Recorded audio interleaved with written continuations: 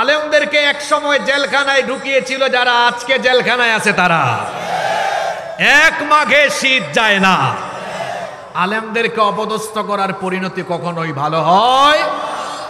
তবে আলেমরা জেলখানায় গেলেও সম্মানে থাকে। আলেমরা জেলখানায় ছিলেন, দেশের মানুষ আলেমদেরকে দেখলেই দোয়া করেছে, চোখের পানি ছেড়েছে। আর এই জালেমগুলোকে দেখলেই আদালত চত্বরে মানুষ শুধু জুতা আর পচা ডিম নিক্ষেপ করে। এইরকম করে মানুষেদের প্রতি ঘৃণা বর্ষণ করে। কিন্তু আলেমরা বাহিরে থাকলেও সম্মানে, জেলে থাকলেও সম্মানে। ঠিক না বেঠিক? আল্লাহ আমাদেরকে ইজ্জতের হায়াত আর ইজ্জতের মৌত দান করেন। আমাদের দেশে দুইটা শব্দের সবচেয়ে বেশি অপব্যাখ্যা করা হয়েছে। একটা শব্দ হচ্ছে দ্বীন আর আরেকটা শব্দ হচ্ছে ইসলাম। এই দুইটা শব্দের সবচেয়ে বেশি অপব্যাখ্যা আমাদের দেশে করা হয়েছে। ইসলাম শব্দের অর্থ যদি জিজ্ঞেস করি, দেখবেন বেশিরভাগ মানুষ একটা ভুল উত্তর দিয়ে বসে। বলেন তো দেখি, ইসলাম শব্দের অর্থ কি? শান্তি। আপনাদেরকে এটা কে শিখিয়েছে? ইসলাম। এই তো এখান থেকে কোন একজন ভাই বলেছেন, মোবারকবাদ আপনাকে। ইসলাম শব্দের অর্থ শান্তি নয়। ইসলাম শব্দের মাদ্দাহ, মূল শব্দ হচ্ছে সিলমুন। সিলমুন শব্দের অর্থ শান্তি, কিন্তু ইসলাম শব্দের অর্থ হলো সারেন্ডার করা, আত্মসমর্পণ করা। কোনো ব্যক্তি যখন ইসলাম গ্রহণ করে, ইসলাম গ্রহণের সাথে সে আত্মসমর্পণ করে যার কাছে, জোরে বলেন তো তিনি কে? আমাদের জাতির পিতা। জাতির পিতা কে? দেখছেন কারবার, 16-17 বছর গুতা খাইয়া এখনো সাহস করে বলতে পারে না। বীর পুরুষের মতো বীর চট্টলার মানুষ কথা বলবে, আমাদের জাতির পিতা কে? জোর করে জাতির ঘাড়ে জাতির পিতা চাপিয়ে দেওয়া যায় না। আমাদের জাতির পিতা হচ্ছেন ইব্রাহিম আলাইহিস সালাম। তিনি জোর করে জাতির পিতা হন নাই, তাকে জাতির পিতা বানিয়েছেন কে? আমাদের দেশে তো এক গ্রুপ জাতির পিতা জাতির পিতা জাতির পিতা জিকির করতে করতে মূর্তিও বানিয়েছে। আমরা যখন মূর্তির বিরোধিতা করেছি, আলেমদেরকে জেলখানায় ঢুকিয়েছে। জাতির পিতা তিনি জোর করে হন নাই, তাকে জাতির পিতা বানিয়েছেন কে? আল্লাহ তাআলা বলেছেন, মিল্লাতা আবিকুম ইব্রাহিম, তোমাদের মিল্লাতের পিতা হলেন ইব্রাহিম। সুবহানাল্লাহ। আল্লাহ তাআলা ইব্রাহিম আলাইহিস সালামকে কি বলছেন শোনেন, কোরআনে কারীমে এসেছে, ইয ক্বালা লাহু রাব্বুহু আসলিম ক্বালা আসলামতু লিরাব্বিল আলামিন। স্মরণ করো, ইব্রাহিমকে যখন তার রব বললেন আসলিম, তুমি আত্মসমর্পণ করো, ইব্রাহিম আলাইহিস সালাম বললেন আসলামতু লিরাব্বিল আলামিন, আমি জগৎ সমূহের রবের কাছে আত্মসমর্পণ করলাম। আল্লাহু আকবার।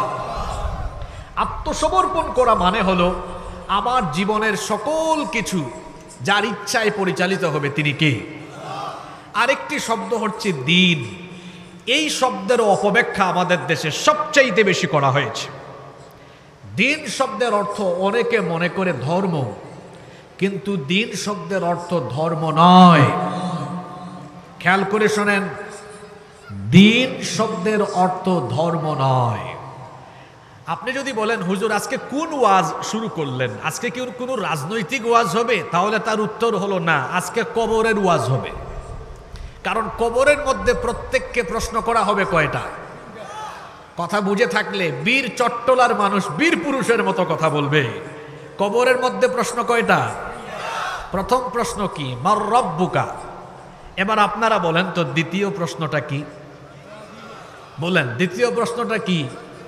তো দ্বীনের প্রশ্ন কি কবরের মধ্যে নাই? তাহলে আজকে যে বিষয়ে ওয়াজ চলে, এটা কি দুনিয়ার ওয়াজ না কবরের ওয়াজ? কবরের এই প্রশ্নের উত্তর দিতে পারবেন তখন পৃথিবীতে আপনি দ্বীন মেনে চলবেন। যখন দ্বীন মানবেন না, কবরের প্রশ্নের উত্তর দিতে পারবেন না। দ্বীন শব্দের অর্থ ধর্ম নয়। তাহলে দ্বীন শব্দের অর্থ কি? কোরআনে কারীমে দ্বীন শব্দটি বিভিন্ন সূরায় বিভিন্ন আয়াতে বিভিন্ন অর্থে ব্যবহার হয়েছে। আসুন আমরা দেখে নেই দ্বীন শব্দের কত অর্থ আছে। আপনাদের সকলেরই জানা আছে, কোরআনুল কারীমের প্রথম সূরা, একেবারে পৃষ্ঠা উল্টালি প্রথম যে সূরা, যে সূরাটা আমরা প্রতিদিন নামাজে পড়ি, বলেন তো সেই সূরাটার নাম কি? সূরাতুল ফাতিহা। যখন আপনি তিলাওয়াত করবেন, সেখানেও আপনি দিন শব্দটি পেয়ে যাবেন। সওয়াবের নিয়তে আমার সাথে সবাই তেলাওয়াত করেন, আলহামদুলিল্লাহি রাব্বিল আলামিন আর রহমানির রহিম মালিকি ইয়াউমিদ্দিন। আলহামদুলিল্লাহি রাব্বিল আলামিন, সকল প্রশংসা আল্লাহর, যিনি জগৎ সমূহের রব। আল্লাহর পরিচয় আল্লাহ দিচ্ছেন আর রহমানির রহিম, তিনি হলেন রহমান, তিনি হলেন দয়াবান, তিনি হচ্ছেন রহিম, তিনি হচ্ছেন মেহেরবান। এরপরে আল্লাহ তাআলা বলছেন মালিকি ইয়াউমিদ্দিন, বিচার দিবসের মালিক যিনি। গলার আওয়াজ বড় করে সবাই বলেন তিনি কে? খেয়াল করে শুনেন, এখানে দিন শব্দটি পাওয়া গেল, মালিকি ইয়াউমিদ। বলেন মালিকি ইয়াউমিদ। দেখেন, আপনারা জানেন দিন শব্দের অর্থ ধর্ম, কিন্তু সূরা ফাতিহায় দিন শব্দ আছে। এখানে দিন শব্দের অর্থ হলো বিচার, কর্মফল দিবস, বিচার দিবস। তাহলে বলেন তো, সূরা ফাতিহায় দিন শব্দের অর্থ ধর্ম না বিচার দিবস? কথা বুঝে থাকলে বলেন, সূরা ফাতিহায় দিন শব্দের অর্থ কি? বিচার দিবস। সূরা ফাতিহার পরবর্তী সূরার নাম হলো সূরাতুল বাকারা। সূরা বাকারায় আপনি দিন শব্দ পাবেন। কোরআনুল কারীমের 2 নম্বর সূরা সূরাতুল বাকারা এর 132 নম্বর আয়াত পড়লেও আপনি দিন শব্দ পাবেন।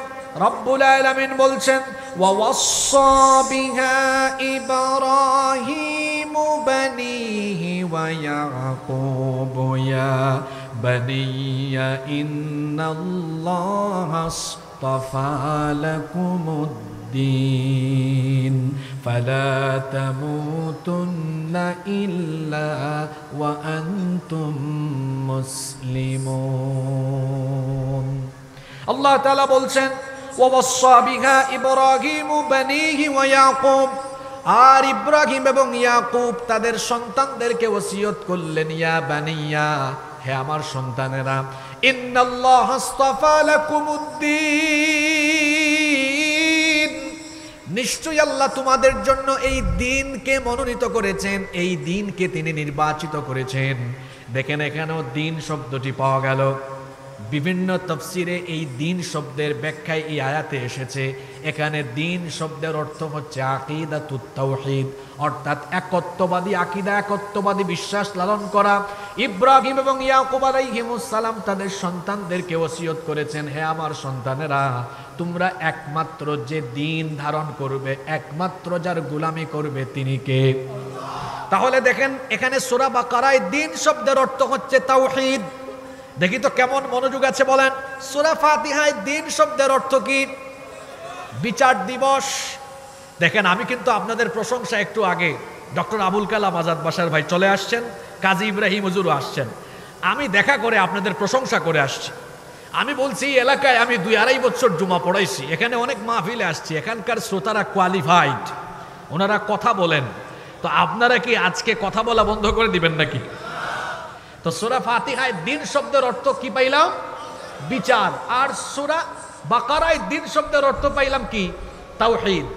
আপনি দেখেন, এই দিন শব্দের কত রকমের অর্থ আছে। সূরা বাইয়িনার 5 নম্বর আয়াতে আল্লাহ তাআলা বলছেন ওয়ামা উমিরু ইল্লা লিয়াবুদুল্লাহা মুখলিসিনা লাহুদ্দিন حنفاء ويقيموا الصلاة ويؤتوا الزكاة وذلك دين القيمة। এখানে আল্লাহ বলছেন ওয়ামা উমিরু ইল্লা লিয়াবুদুল্লাহা মুখলিসিনা লাহুদ্দিন, আর তাদেরকে কেবল এই নির্দেশ দেওয়া হয়েছে একনিষ্ঠভাবে তারা কেবল আল্লাহর গোলামি করবে এবং দ্বীনকে কেবলমাত্র তার জন্য নির্দিষ্ট করে নেবে। এখানে মুফাসসিরিনে কেরাম দ্বীন শব্দের অর্থ করেছেন আল্লাহর আনুগত্য, অর্থাৎ একজন মুসলমান কেবলমাত্র আনুগত্য করবে কার? আল্লাহর পরে যার আনুগত্য করতে হয় তিনি হচ্ছেন মুহাম্মাদুর রাসূলুল্লাহ। সবাই বলি সাল্লাল্লাহু। দেখেন, এখানে দ্বীন শব্দের অর্থ হলো আনুগত্য। আবার কোরআনে কারীমের 42 নম্বর সূরা সূরাতুশ শুরা এর 21 নম্বর আয়াত পড়লেও দিন শব্দ পাবেন। আল্লাহ তাআলা বলছেন আম লাহুম শুরাকাউ শারাউ লাহুম মিনাদ-দীনি মা লাম ইয়া'যাম বিহিল্লাহ।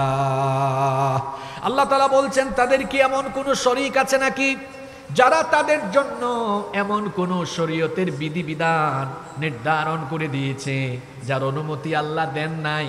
এই আয়াতেও দিন শব্দ এসেছে। এই আয়াতের দিন শব্দের অর্থ হলো শরীয়তের বিধান, শরীয়তের রীতিনীতি। দেখেন আমি এক এক করে 5টা সূরা থেকে 5টা আয়াত বললাম। দিন শব্দের কত অর্থ কোরআনে। সূরা ফাতিহায় দিন শব্দ এসেছে, সেখানে দিন শব্দের অর্থ হলো বিচার বা কর্মফল দিবস। সূরা বাকারায় দিন শব্দ এসেছে, সেখানে দিন শব্দের অর্থ হলো তাওহীদ। এরপরে সূরা বাইয়িনায় দিন শব্দ পেলাম, সেখানে দিন শব্দের অর্থ হলো আল্লাহর আনুগত্য। এরপরে আমরা সূরা শুরার ভেতরে দিন পেলাম, সেখানে দিন শব্দের অর্থ হলো শরীয়তের বিধান। আবার আজকে যে আয়াত আমরা নির্ধারণ করলাম আলোচনার জন্য, এখানেও দিন শব্দ এসেছে। ইন্নাদ দীনা ইনদাল্লাহিল ইসলাম। নিশ্চয়ই আল্লাহর কাছে একমাত্র দিন হলো, জোরে বলেন, একমাত্র দিন কি? এতগুলো মানুষ আপনারাও পিরাউলিয়ার এলাকার মানুষ, আমিও পিরাউলিয়ার এলাকার মানুষ। সুতরাং দুই এলাকার মানুষই পিরাউলিয়া অধ্যুষিত। আমার বাড়ি জানেন না কোথায়? হযরত শাহজালাল রহমতুল্লাহ আলাইহের এলাকার মানুষ। তো আপনারাও 12 আউলিয়ার এলাকার মানুষ, আর আমরা 360 আউলিয়ার এলাকার মানুষ। তো অলিয়া উলিয়া অলিয়া উলিয়া প্লাসে প্লাসে তো প্লাস হওয়ার কথা, কিন্তু এখানে তো মাইনাস হয়ে যায়। আওয়াজ কি মাইনাস থাকবে না প্লাস থাকবে? জোরে বলেন, মাইনাস না প্লাস? মুসলমান কথাও বলবে বীর পুরুষের মতো, সে যখন ময়দানে দাঁড়াবে সেখানেও বীর পুরুষের মতো। এমনকি জালেম বা বাতিলের সামনে দাঁড়ালেও মাথা উঁচু করে দাঁড়িয়ে থাকতে হবে। আমরা একমাত্র ভয় করি একজনকে, তিনি কে? জোরে বলেন, তিনি কে? আল্লাহ ছাড়া কাউকে আমরা ভয় করি। দেখেন এখানেও দিন শব্দ এসেছে। ইন্নাদ-দীনা ইনদাল্লাহিল ইসলাম। নিশ্চয়ই আল্লাহর কাছে একমাত্র দিন হলো ইসলাম। এখানে দিন শব্দের অর্থ কি? এখানে দিন শব্দের অর্থ মুফাসসিরিনে কেরাম করেছেন, এখানে দিন শব্দের অর্থ হলো জীবন ব্যবস্থা। কথা বুঝে থাকলে একবার আমাকে সবাই জবাব দেন তো, এখানে দিন শব্দের অর্থ কি ব্যবস্থা? মাশাআল্লাহ, জোরে বলেন, দিন শব্দের অর্থ কি? আপনারা ভাবতে পারেন হুজুর কুরআনের এত আয়াত আর এত সূরা রেখে আপনি এই আয়াত আজকে ধরছেন কেন? একটু পরে টের পাবেন কেন ধরছি। আপনার এই দিন ঠিক তো দুনিয়ার সব ঠিক, আর দিন বেঠিক তো আপনার সব বেঠিক। আর এই প্রশ্ন কবরেও আপনার জন্য ওয়েট করছে। কবরে এই প্রশ্ন আছে না? আছে। এখানে দিন শব্দের অর্থ হলো জীবন ব্যবস্থা। সম্মানিত বাবারা, প্রিয় যুবক ভাইয়েরা, জীবন ব্যবস্থা মানে আবার কি? জীবনের সংজ্ঞা কি? What is life? জীবন কি? একজন লোক 1980 সালে জন্মগ্রহণ করে 2020 সালে মারা গিয়েছে। তাহলে আমরা বলতে পারি 1980 থেকে 2020 এই 40 বছরের সময়কাল হলো তার জীবন।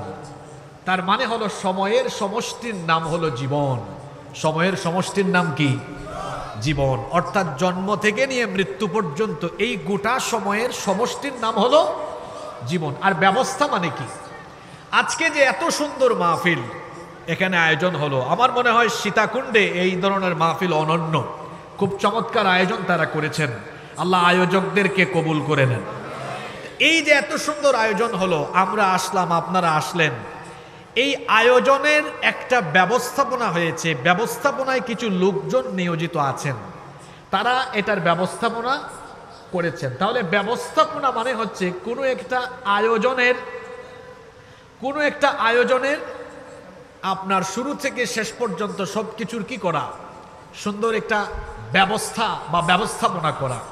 জীবন ব্যবস্থা মানে হলো আমার আপনার জীবনের শুরু থেকে শেষ পর্যন্ত এই জীবনের ব্যবস্থাপনা, এই জীবন পরিচালনার রীতিনীতি কেমন হবে, এই রীতিনীতি যে দিনের ভেতরে দেওয়া হয়েছে, সেই দিনের নাম হলো, জোরে বলতে হবে, সেই দিনের নাম কি?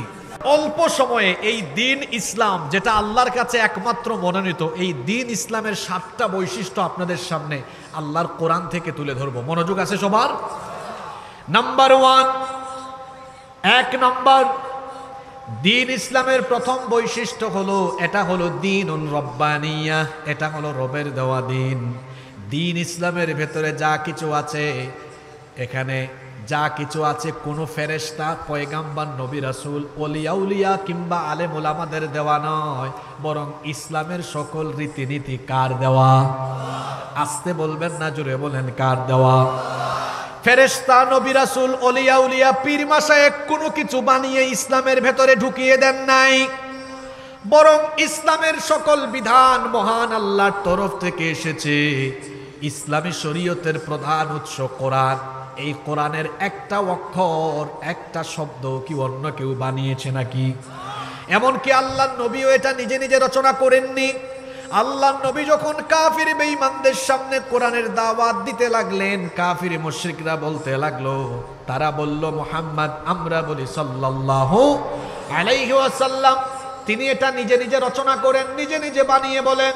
আল্লাহ তাআলা কাফির বেঈমানদের জবাব দিয়ে আয়াত নাজিল করলেন, ওয়ামা ইয়ানতিকু আনিল হাওয়া ইন হুয়া ইল্লা ওয়াহয়ুন ইউহা। আমার নবী নিজে নিজে বানিয়ে কিছুই বলেন না, তার মনোবৃত্তির অনুসরণ করে তিনি কোনো কিছু বলেন না, তিনি তাই বলেন যা আমার তরফ থেকে ওহী হিসাবে আসে। আল্লাহ তাআলা আরো বললেন, ওয়ালাউ তাকাওয়ালা আলাইনা বা'দাল আকাওয়িল লাখাযনা মিনহু বিল ইয়ামিন সুম্মা লাকাতা'না মিনহুল ওয়াতিন। আমি বলি নাই, এমন কিছু যদি আমার নামে আমার নবী কোরআনে ঢুকিয়ে দিতেন, তাহলে আমি আমার নবীর ডান হাতকে চেপে ধরে নবীর গলার এই কণ্ঠনালীকে কেটে ফেলে দিতাম। আল্লাহু আকবার। তার মানে নবী নিজে থেকে বানিয়ে কোনো কিছুই বলেন নাই, বরং এই কোরআনের ভেতরে এবং ইসলামে যত রীতিনীতি বা বিধান আছে, সকল বিধি বিধান রীতিনীতি যার তরফ থেকে এসেছে তিনি কে? পয়েন্টগুলো মনে রাখবেন। দিন ইসলামের 7টা বৈশিষ্ট্য বলে যাচ্ছি আজকে। এক, এটা দীনুন রব্বানিয়া, এটা কার দেওয়া দিন? নাম্বার 2, 2 নাম্বার, পৃথিবীর মানুষের হেদায়েতের জন্য আল্লাহ তাআলা যত নবী এবং রাসূল পাঠিয়েছেন, সকল নবী এবং রাসূল, সকল পয়গাম্বরের দিন ছিল একটা। সকল পয়গাম্বরের দিনের নাম হলো ইসলাম। দুনিয়ার সকল নবী এবং রাসূলের দিনের নাম কি? আদম নবীর দিনের নাম, নূহ নবীর দিনের নাম, জাতির পিতা ইব্রাহিম আলাইহিস সালামের দিনের নাম, মুসা নবীর দিনের নাম, ঈসা নবীর দিনের নাম। আমাদের দিনের নাম কি? সকল নবীর দিন ছিল একটা, সেই দিনের নাম হলো ইসলাম। রব্বুল আলামিন কোরআনে কারীমের 42 নম্বর সূরা সূরাতুশ শুরা এর 13 নম্বর আয়াতে বলছেন, শারা'a লাকুম মিনাদ الدين ما وصى به نوحا والذي أوحينا إليك وما وصينا به إبراهيم وموسى وعيسى أن أقيموا الدين ولا تتفرقوا فيه। আল্লাহ তাআলা বলছেন, তোমাদের জন্য সেই দিনকে বিধিবদ্ধ করে দেওয়া হয়েছে যা ইতিপূর্বে নূহ আলাইহিস সালামকেও দেওয়া হয়েছিল। ও নবী, আপনার কাছে যে ওহী নাজিল করা হচ্ছে এটা নতুন নয়, এইরকম ওহী এর আগে নাজিল করা হয়েছে ইব্রাহিমের কাছে, ঈসার কাছে, মূসার কাছে, সকলের কাছে আমি একই রকমের আদেশ করেছিলাম, আন আকিমুদ্দিন, আমার জমিনে আমার দিন প্রতিষ্ঠা করো। তাহলে আমাদের নবীর আগেও সকল নবীদেরকে আল্লাহ একই রকম আদেশ করেছেন, আমার দিন প্রতিষ্ঠা করো। তার মানে আল্লাহর দেওয়া দিন একটাই ছিল, এই জন্য সকল নবীর দিন ছিল একটা, আর সেই দিনের নাম কি? আপনারা পয়েন্টগুলো মুখস্থ করতে পারবেন না, খুব ইজি। 1 নম্বর পয়েন্ট, দিন ইসলাম কার দেওয়া? 2, দিন ইসলাম হলো সকল নবী রাসূলের দিন। 3 নম্বর, দিন ইসলামের 3 নম্বর বৈশিষ্ট্য হলো এটা হচ্ছে চূড়ান্ত দিন। এই দিনের পরে দুনিয়াতে আর নতুন করে কোনো দিন আসবে না। এটা হলো চূড়ান্ত দিন, চূড়ান্ত জীবন ব্যবস্থা। এই জন্য আল্লাহর দেওয়া এই দিন ইসলাম বাদ দিয়ে কেউ যদি অন্য কোনো পথ, অন্য কোনো মত, অন্য কোনো আদর্শ গ্রহণ করে, সেই লোক দুনিয়াতে লাঞ্ছনা, গঞ্জনা, অপমানের জীবন পাবে, আখিরাতে ক্ষতিগ্রস্ত হয়ে যাবে। এজন্য আল্লাহ তাআলা কোরআনে কারীমের 3 নম্বর সূরা আলে ইমরানের 85 নম্বর আয়াতে বলছেন, ওয়া মাইয়াত্তাবি' গায়রাল ইসলামি দীনা ফালাই ইউকবালা মিনহু ওয়া হুয়া ফিল আখিরাতি মিনাল খাসিরিন। আর যে ব্যক্তি ইসলাম বাদ দিয়ে অন্য কিছু তালাশ করবে, অন্য কিছু গ্রহণ করবে, সেটা আল্লাহ গ্রহণ করবেন না। দুনিয়াতে ওই ব্যক্তি অপমানিত হওয়ার পাশাপাশি আখিরাতে ক্ষতিগ্রস্ত হয়ে জাহান্নামে নিক্ষিপ্ত হবে। এই জন্য কান খাড়া করে শুনে রাখেন, আল্লাহর দেওয়া দ্বীন ইসলাম যদি আপনার জীবনের সকল সেক্টরে আপনি যদি মানতে না পারেন, অনুসরণ করতে না পারেন, আল্লাহর দেওয়া দ্বীন ইসলামের আদর্শ বাদ দিয়ে তথাকথিত নেতা আর নেত্রীর আদর্শ গ্রহণ করে জীবন চালাবে যারা, দুনিয়া আখিরাতে ক্ষতিগ্রস্ত হয়ে যাবে তারা। এই জন্য খেয়াল করে আজকে আল্লাহর কোরআনের আয়াতগুলো শুনে যান। ইসলাম বাদ দিয়ে অন্য কোনো রীতিনীতি আদর্শ গ্রহণ করবে যারা, দুনিয়া আখিরাতে ক্ষতিগ্রস্ত হবে, দুনিয়ায় অপমান লাঞ্ছনার জীবন পাবে, আখিরাতে আল্লাহর জাহান্নামের আযাবের সম্মুখীন হবে। আর দুনিয়াতে এবং আখিরাতে যদি সফল কাম হতে চাই, তাহলে দুনিয়াতে আমাদেরকে যার দেওয়া দিন মানতে হবে, তিনি কে? সেই আল্লাহর দেওয়া দিনের নাম হলো, আরো জোরে বলেন, সেই দিনের নাম হলো, এটা হলো চূড়ান্ত দিন। এর বাহিরে অন্য কোনো পথ নাই, মত নাই, আদর্শ নাই। এজন্য আমি আমার ভাষায় বলি, ইসলাম ছাড়া অন্য যত আদর্শ আছে সবকিছুকে বঙ্গোপসাগরে ফেলে দিতে হবে। ইসলাম ছাড়া যত আইন আছে, যত মতবাদ আছে, যত আদর্শ আছে, সবকিছুর উপরে থুতু নিক্ষেপ করতে হবে। একমাত্র মুসলমান যে আদর্শ, যে রীতিনীতি, আইন গ্রহণ করবে, যে বিধান গ্রহণ করবে, সেটা হলো আল্লাহর দেওয়া দিন, তার নাম হলো দিন। ইসলামের 4 নম্বর বৈশিষ্ট্য হলো, এটা হলো বিজয়ী দিন। কিয়ামত পর্যন্ত ইসলামকে পরাজিত করার কোন শক্তি দুনিয়ায় আসবে। এজন্য আল্লাহ তাআলা কোরআনে কারীমের 61 নম্বর সূরাতুস সাফের 9 নম্বর আয়াতে বলছেন, হুয়াল্লাযী আরসালা রাসূলাহু বিল হুদা ওয়া দীনিল হক লিইয়ুযহিরাহু আলা الدين كله ولو كره المشركون। তিনি হচ্ছেন সেই সত্তা যিনি তার রাসূলকে হেদায়াত এবং দ্বীনে হক, দ্বীনে হকের নাম হচ্ছে ইসলাম। আল ইসলামু হাক্কুন ওয়াল কুফরু বাতিলুন। ইসলাম হলো হক। আল্লাহ বলছেন তিনি হচ্ছেন সেই সত্তা যিনি তার রাসূলকে হেদায়াত আর দ্বীনে হক অর্থাৎ দ্বীন ইসলাম দিয়ে পাঠিয়েছেন। কেন পাঠিয়েছেন? যাতে করে পৃথিবীর সকল পথ, মত এবং আদর্শের উপরে ইসলামকে বিজয়ী আদর্শ হিসাবে প্রতিষ্ঠা করতে পারেন। রাসূলকে এই দায়িত্ব দিয়ে দুনিয়ায় যিনি পাঠিয়েছেন তিনি কে? ইসলাম কিয়ামত পর্যন্ত বিজয়ী থাকবে। ইসলামকে কেউ নিশ্চিহ্ন করতে পারবে না। এটা দ্বীন ইসলামের বৈশিষ্ট্য। সেই রাসূলের জামানা থেকে আজ পর্যন্ত ১৫০০ বছর ধরে পৃথিবীর ইতিহাস হলো এই, যারাই আল্লাহর এই দ্বীন ইসলামকে নিশ্চিহ্ন করতে চেয়েছে তারা নিজেরাই দলবল সহ পৃথিবীর জমিন থেকে নিশ্চিহ্ন হয়ে গিয়েছে। গত ১৬-১৭ বছর আমরা বহু বাধা বিপত্তি, জুলুম, নির্যাতন, জেল, জুলুম, ফাঁসি, বহু কিছু মোকাবেলা করেছি। আমরা হারিয়ে যাইনি, বরং আমাদেরকে যারা হারিয়ে দিতে চেয়েছিল আজকে তারা নিজেরাই ক্ষমতা ছাড়া শুধু হয়ে নাই, দেশ ছাড়া হয়ে দেশ থেকে পালিয়ে যেতে বাধ্য হয়েছে। আমরা ছিলাম, আমরা আছি, আমরা থাকবো। আমরা যারা আল্লাহর দ্বীনের পথে চলি আমরা হারাই না, আমরা পালাই না। দ্বীন বিরোধীরা এরা একটা সময় হারিয়ে যায়, পালিয়েও যায়।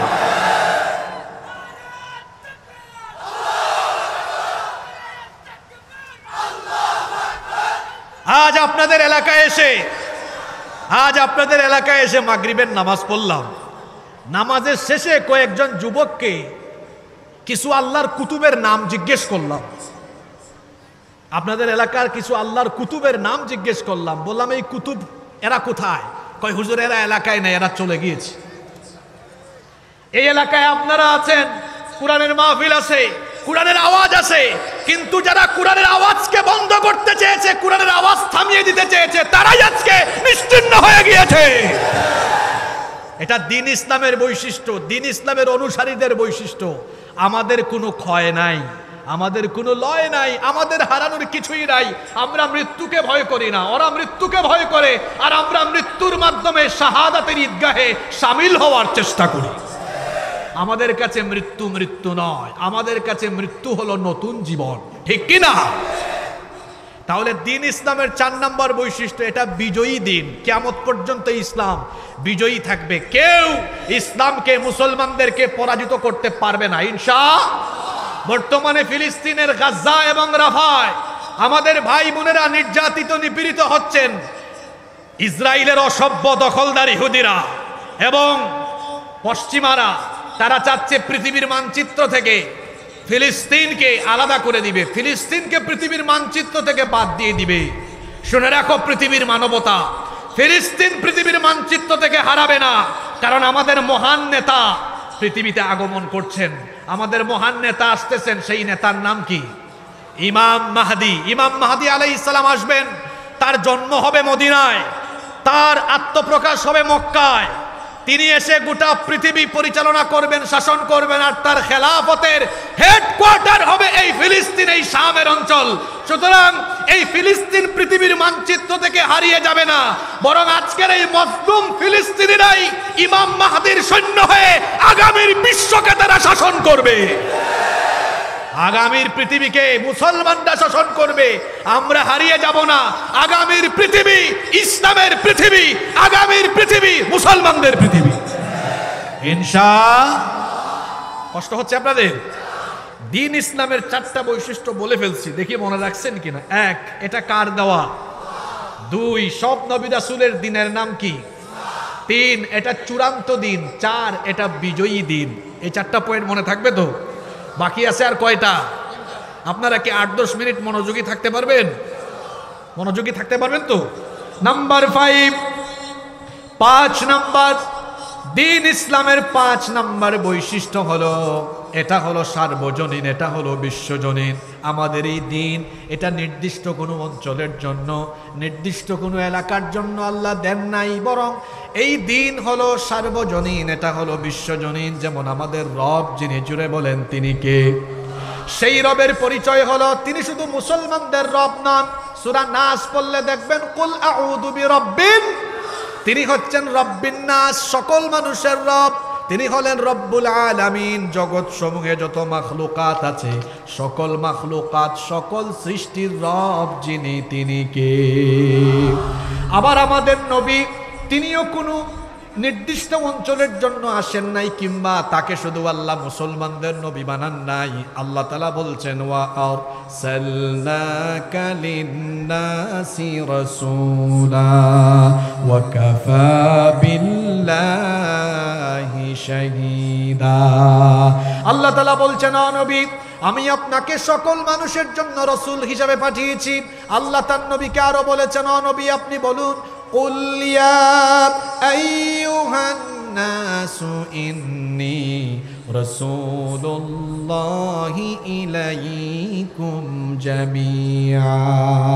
হে নবী, আপনি বলুন, আমি তোমাদের সকলের জন্য যার তরফ থেকে রাসূল হিসাবে প্রেরিত হয়েছি, তিনি কে?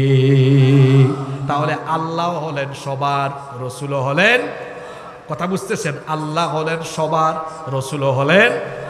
এবার আমাদেরকে আল্লাহ যে কিতাব দিয়েছেন, এই কিতাব কি শুধু মুসলমানদের নাকি সবার? আরো জুড়ে বলেন। দেখেন আপনাদের পরিচিত আয়াত, একটু মহব্বতে তিলাওয়াত করেন। এটা যে সকলের কিতাব, আল্লাহ এই আয়াতে বলেছেন, আমার সাথে পড়েন, শাহরু রমাদানাল্লাযী উনজিলা ফীহিল কুরআন হুদাল লিন্নাসি ওয়া বায়িনাতিম মিনাল হুদা ওয়াল ফুরকান। শাহরু রমাদানাল্লাযী উনজিলা ফীহিল কুরআন, রমজান মাস যে মাসে নাজিল হয়েছে কোরআন, আর এটা কার জন্য? আল্লাহ এরপরে বলছেন, আল্লাহ তাআলা এরপরে বলছেন হুদাল লিন্নাসি ওয়া বায়্যিনাতিম মিনাল হুদা ওয়াল ফুরকান। এটা হলো হুদাল লিন্নাস। আল্লাহ বলেন নাই হুদাল লিল মুসলিমিন, এটা মুসলমানদের হেদায়েতের কিতাব, এই কথা বলেননি। বলেছেন হুদাল লিন্নাস, এটা সকল মানুষের হেদায়েতের কিতাব। সুবহানাল্লাহ পড়বেন না? আল্লাহ সবার, রসুলও সবার, কোরআনও সবার। তাহলে বলেন তো এই দ্বীন ইসলাম এটা কি সাম্প্রদায়িক না সার্বজনীন? এটা হলো সার্বজনীন, এটা হলো বিশ্বজনীন। গোটা বিশ্বের সকল মানুষের জন্য আল্লাহ যে দ্বীন দিয়েছেন, জোরে বলেন তো সেই দ্বীনের নাম কি? দেখেন, এই মুহূর্তে কোনো হিন্দু মুসলমান হতে পারবে, কোনো খ্রিস্টান চাইলে মুসলমান হতে পারবে, কিন্তু আপনি চাইলেই কি? কিন্তু আপনি দেখেন ইহুদি যারা, আপনি চাইলে কিন্তু ইহুদি হতে পারবেন না। পারবেন? পারবেন না। আবার বাপ ইহুদি হইলেও হবে না, আপনার মা ইহুদি হওয়া লাগবে, তাইলে ইহুদি হতে পারবেন। কিন্তু ইসলাম গ্রহণে কি এমন কোন রীতিনীতি বিধিবিধান আছে? জোরে বলেন আছে? হিন্দু হোক, বৌদ্ধ হোক, খ্রিস্টান হোক, ইয়াহুদ হোক, যে ব্যক্তি হোক না কেন, আমাদের দ্বীন ইসলাম সার্বজনীন হওয়ায় যে কোনো ব্যক্তি আমাদের দ্বীন ইসলামে আসতে পারবে, ওয়েলকাম, স্বাগত জানাই আমরা। কারণ দ্বীন ইসলাম এটা কারো জন্য নির্ধারিত নয়, সকলের জন্য এই দ্বীন দিয়েছেন কে? আপনি ইহুদি হইতে পারবেন না তো, কিন্তু মুসলমান যে কেউ হতে পারবে, ইসলামে যে কেউ আসতে পারবে, যে কেউ চাইলে ইসলামের ভেতরে প্রবেশ করতে পারবে। সুবহানাল্লাহ। এটা হলো দ্বীন ইসলামের 5 নম্বর বৈশিষ্ট্য।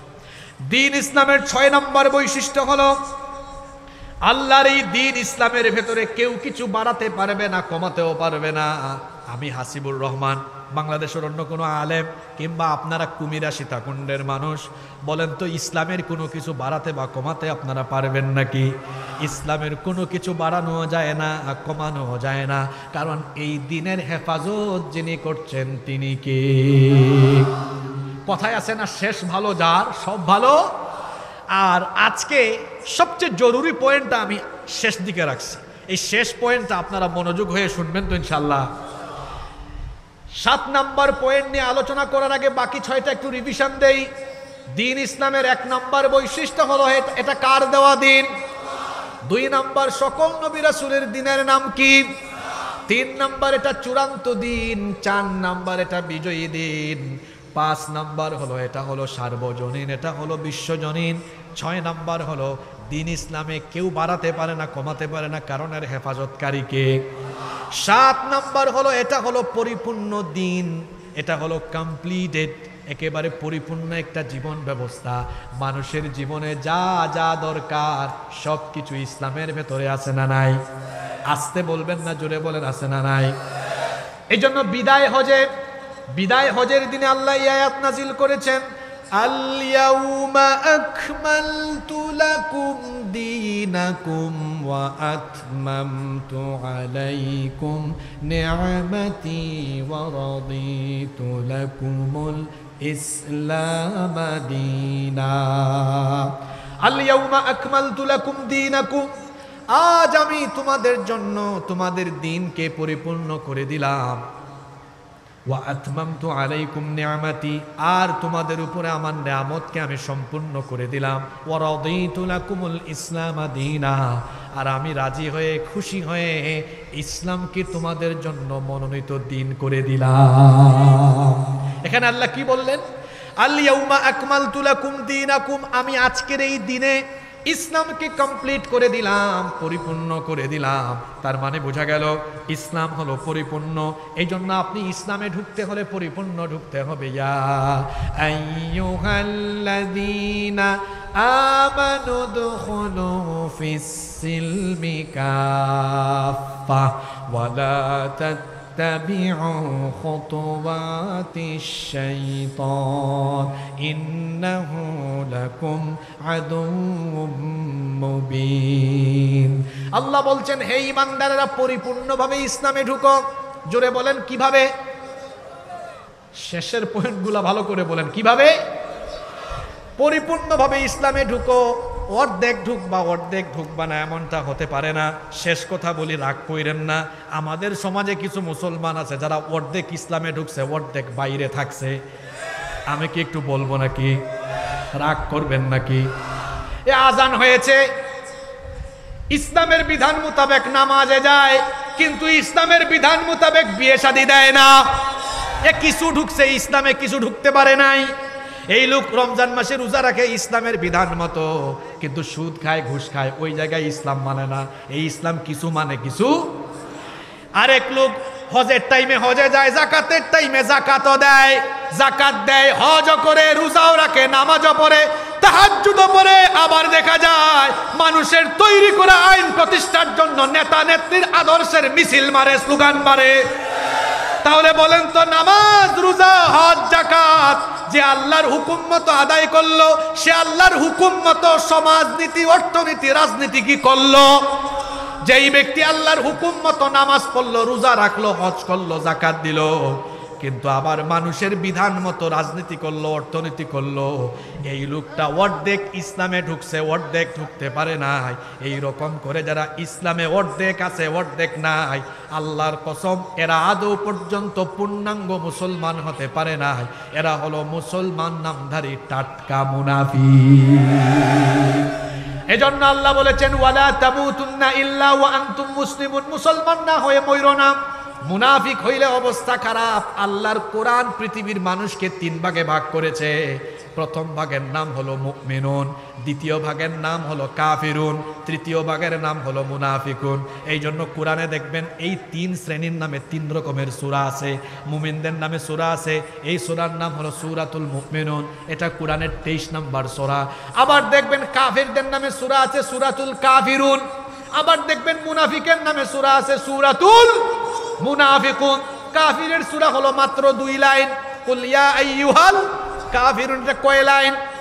আর মুনাফিকের সূরা হলো 1.5 পৃষ্ঠা। এটা কি জাতের জাত চিন্তা করেন।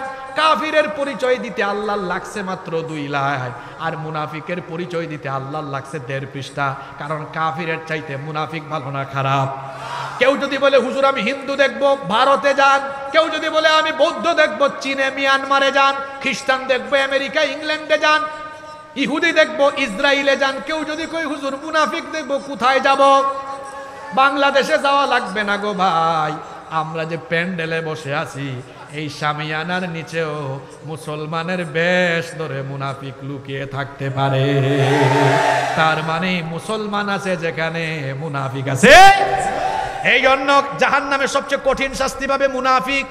আবু জাহেল, আবু লাহাব, উতবা, সাইবা এরা যাবে জাহান্নামের উপরে, আর আব্দুস সালাম নামের মুনাফিক যাবে জাহান্নামের তলে। এখানে আবার আব্দুস সালাম কেউ থাকলে আপনি রাগ করেন না, এটা কথার কথা। ইসলামে ঢুকলে পুরাটাই ঢুকতে হবে। আর আজানও হয়ে গেছে, তো আমি আর এই আলোচনাটা কমপ্লিট করলাম না। এই 7টা বৈশিষ্ট্য বললাম, কিন্তু 7 নাম্বার পয়েন্টটা সমাপ্ত করলাম না। এটা যদি কোনো একদিন আপনাদের এলাকায় আসতে পারি, সুযোগ হয়, এই অসম্পূর্ণ আলোচনা সমাপ্ত করে যাব ইনশাআল্লাহ। আজকে আলোচক মেহমান বেশি, আর যারা দূর থেকে এসেছেন তাদের কথা আপনারা মনোযোগ দিয়ে শুনবেন ইনশাআল্লাহ। শুধু শেষে আমি এই ছোট্ট করে এই কথাটাই বলবো, দ্বীন ইসলামের যে 7 নম্বর বৈশিষ্ট্য বললাম, এটা পরিপূর্ণ। সুতরাং আপনার অর্থনীতি, রাজনীতি, সমাজনীতি, এক কথা মৃত্যুর আগ পর্যন্ত জীবনের সামগ্রিক ব্যবস্থাপনা যার দেওয়া দিন, যার দেওয়া রীতিনীতি দিয়ে পরিচালিত হবে, তিনি কে?